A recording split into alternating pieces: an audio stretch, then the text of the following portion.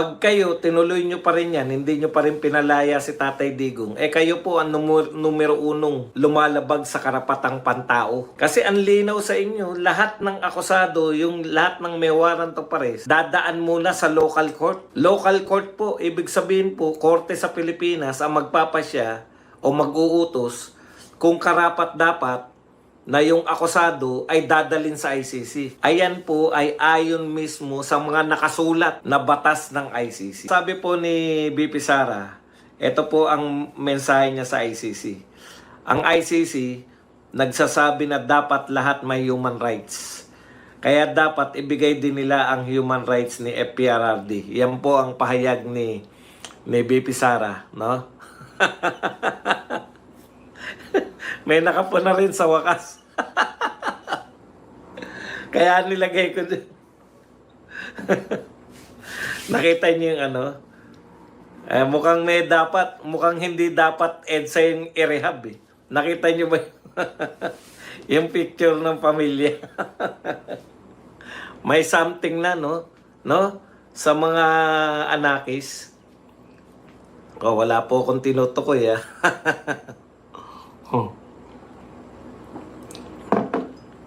Okay.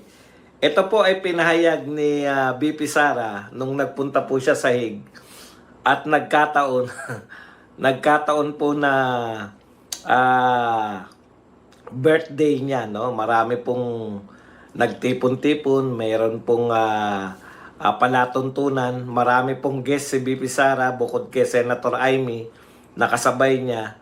Naroon din po sa pagdiriwang yung kanyang kapatid, nakababatang kapatid na si Baste at saka si Marcoleta. Ayan. Oh. Na nagsabi po, may sinabi rin si Marcoleta tungkol kay General Torre. Okay. So, sabi po ni BP Sara, ulitin lang natin. Kasi po, nakabase po yan, kaya po tinatag yung mga ICC na yan para usigin po yung mga gobyerno na lumalabag sa mga karapatan ng kanyang mamamayan. No? Pero, yun na nga yung ironic eh. Gusto natin papanagutin, gusto nating papanagutin si Tatay Digong, di umano sa mga kasalanan niya sa war on drugs. Gustong papanagutin ng ICC, pero in the process, nalabag naman yung karapatan ni Tatay Digong under their law, no? Kasi maliwanag po eh. Sa batas po ng Pilipinas, wala talaga, nilabag talaga. Kasi saan po kayo makakakita ng konstitusyon ng Pilipinas na ang sang Pilipino na nakagawa ng krimen? Ito po hindi po, wag na po muna natin i-contest yung may nagawa bang krimen o wala si Tatay Digong. Yun na lang pong may nagawa, may nagawang krimen na Pilipino, na nagawa niya yung krimen sa Pilipinas. Saan po kayo makakakita sa saligang batas natin na lilitisin sa ibang bansa? Wala po. Malinaw po yan, no? Ang mga Pilipino na nagkasala sa Pilipinas, diyan po lilitisin sa ating bansa. Bibigyan siya ng karapatang marinig. Bibigyan siya ng karapatan na marinig sa korte. No? Kaya po sa batas po ng Pilipinas, nilabag na po yung karapatan ni Tatay Digong dahil hindi po siya dininig. Niwala nga pong kaso. Isa pa po yan. Yan po ang katwiran ng mga fans ng ICC. Paano lilitisin sa Pilipinas? Wala namang kaso sa Pilipinas si Tatay Digong. Yun na nga Hindi nyo ba naiisip yun? Sa Pilipinas nga, walang kaso. Bakit lilitisin sa ibang bansa? Samantalang alam natin na last resort. Ang ibig po sabihin ng last resort, siya na yung pinakahuli. Kung wala nang matakbuhan, huli na yung ICC.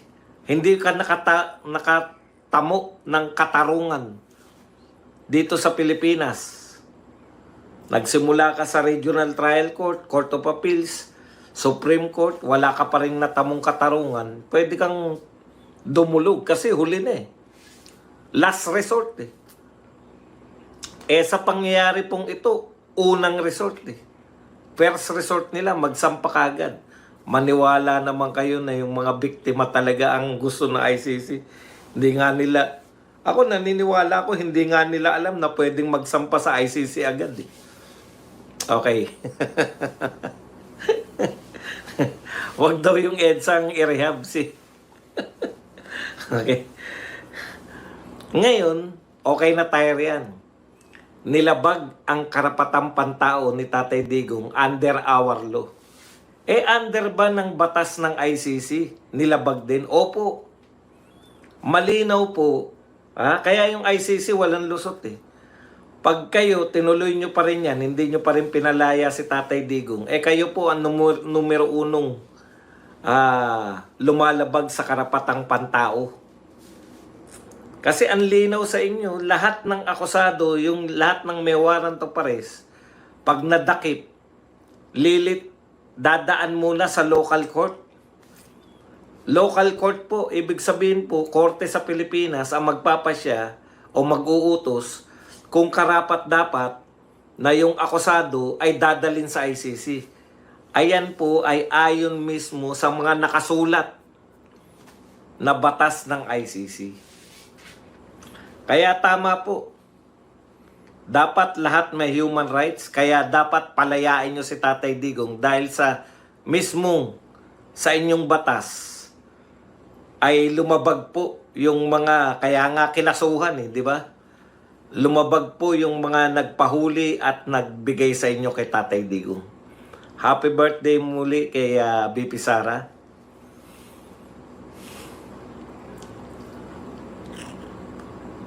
Okay.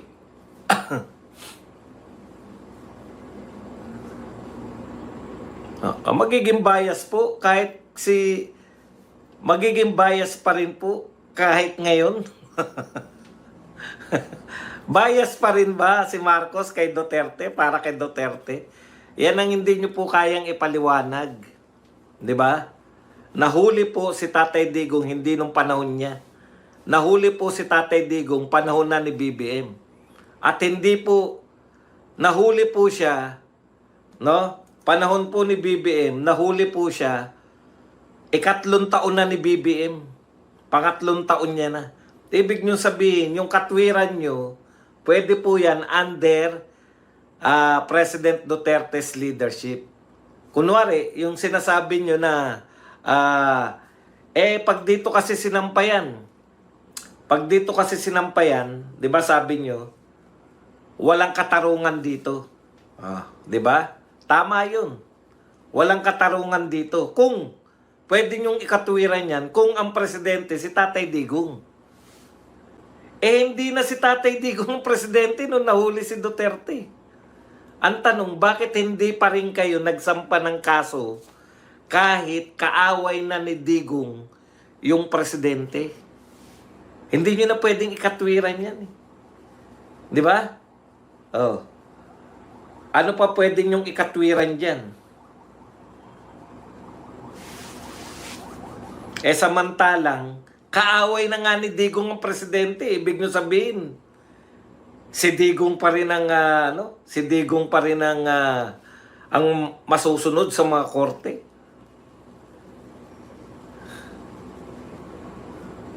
Okay. Punta po tayo rito sa rehab-rehab.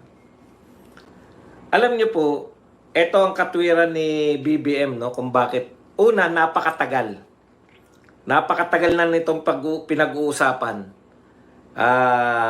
Ilang beses na meron ng scheme, may MWF, no, ad-even scheme, etc. etc. Magtataka tayo, bakit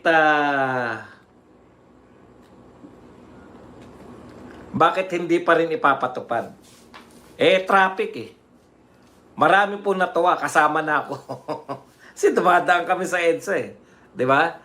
Nakinikilit ako, biruin mo, MWF tsaka TTHS na lang. Pwede kang dumaan. Depende sa numero ng plaka mo. Sa madaling salita, mapopospon po yun. Kaya nakakatuwa po para sa mga may sasakyan na makakadaan pa rin sila sa EDSA. Kaya lang, ang tanong nga, paano naman yung rehabilitation ng EDSA? Okay, pero ito po ang nakakatuwa. Kung marami pong natuwa kay Pangulong Marcos sa pagpopospon niya ng EDSA rehab, hindi ba napaka-ironic? Natutuwa po si Marcos, ay natutuwa po yung mga tao kay Pangulong Marcos kung pinopospon yung balak gawin. Hindi po natutuwa sa proyekto kasi wala ka masasite eh.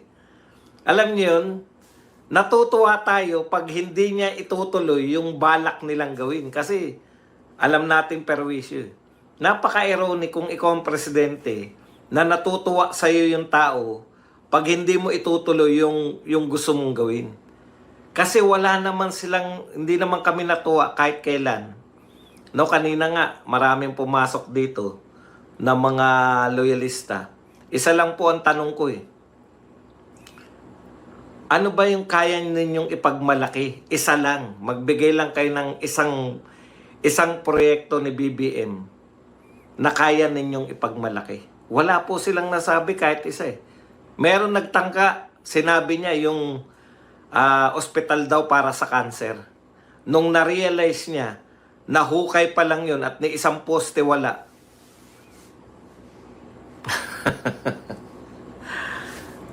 Di ba nakakatuwa po na yung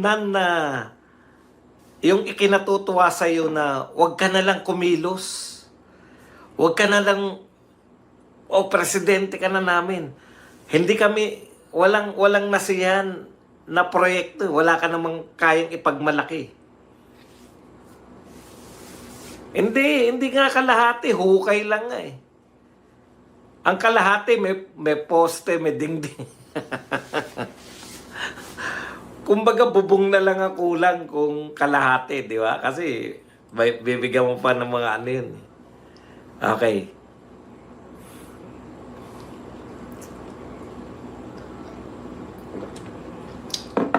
Yung magiging proud ba sila?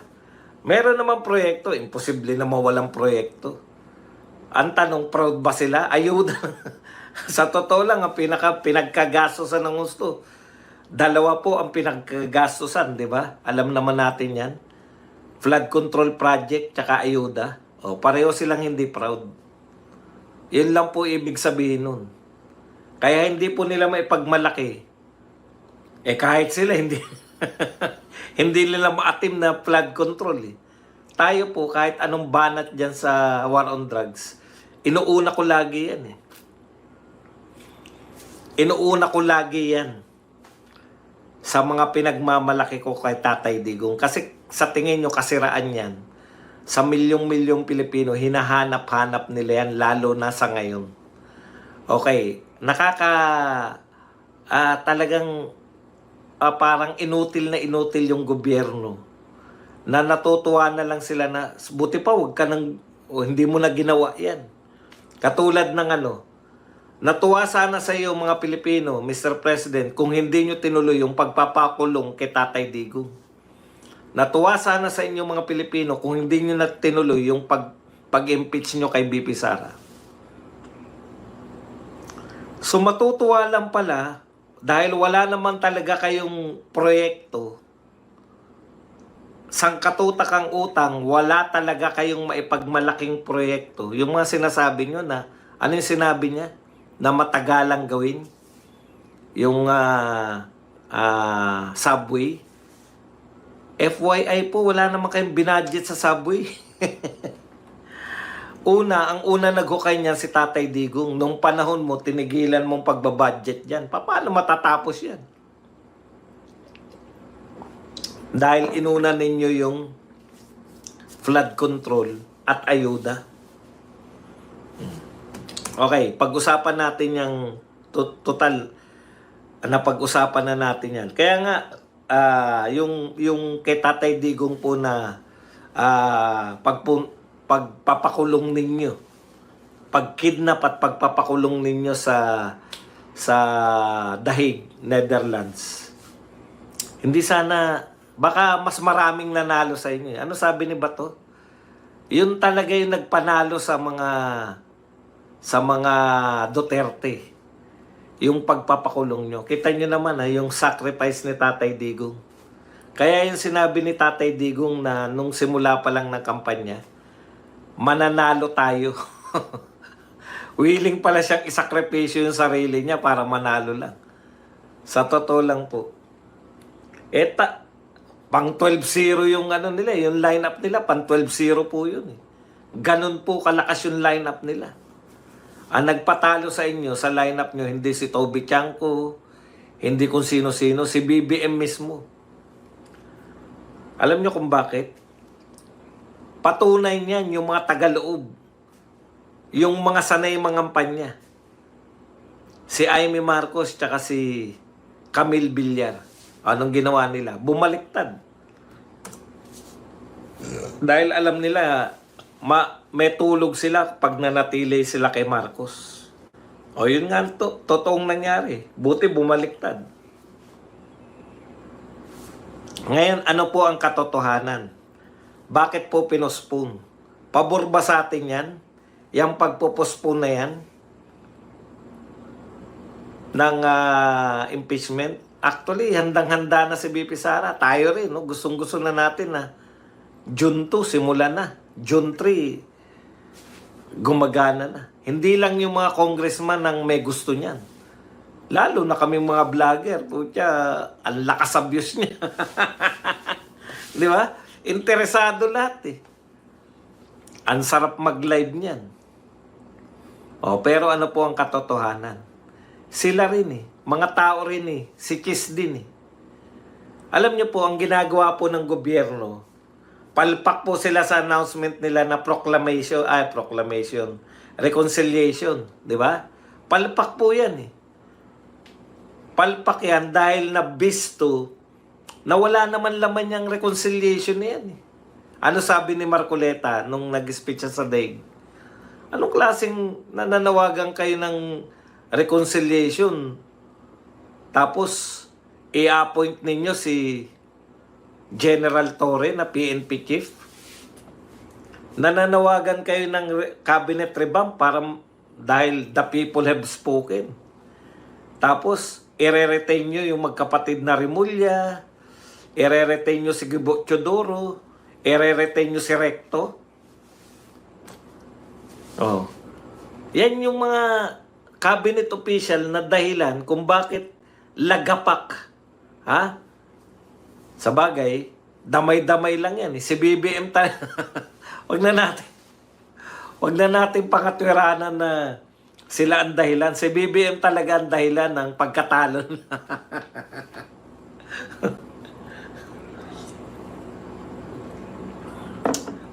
Ako, tansya ko, hindi naman, ano po ba papabor dyan? Papabor ba sa mga Duterte yung postponement ni Chis Escudero? Wala naman silbi yan eh. Sa totoo lang, kaya po yan, ano po yan, sanay na tayo sa gawain itong mga to eh. Yan po, another tactics na naman yan para hindi na kasi nila masagot yung yung reconciliation eh. No? Hindi na nila masagot yung reconciliation tsaka yung pagpaparesign. Palpak sila dun. Actually, kinakantyawan sila ng tao na palabas lang. Dahil ang gusto lang naman nila, tanggalin si Menandro Guevara.